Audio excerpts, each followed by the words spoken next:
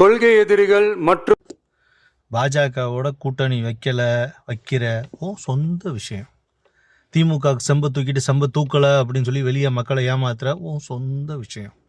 விவசாயிக்கு என்னத்தை கிழிக்க போற? சுத்தமான தண்ணி வர்றதுக்கு என்ன கிழிக்க போற? இதுதானே மக்களுக்கு தேவை. 8 கோடி மக்களுக்கு பாஜகவோட நீ சேரல, நீ சேராம போடா.